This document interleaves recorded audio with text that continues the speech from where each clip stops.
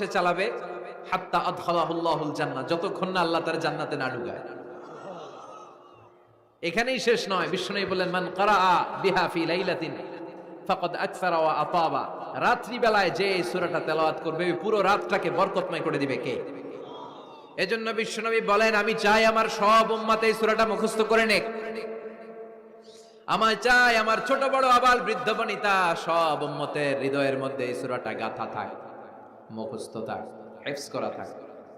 আমরা বিশ্বনবীর উম্মত না? কথা কন। নবীর এই আশাটা আমাদের পালন করার দরকার আছে না নাই? আমরা কি পারি না এই সূরাটা মুখস্থ করে রাখতে?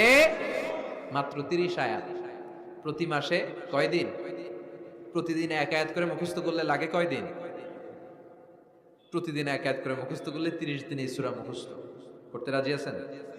সবাই রাজি আছেন তো? মনে থাকবে? নেক্সট টাইমে নেক্সট ইয়ারে আসলে জিজ্ঞেস করবো যে সূরা মুলক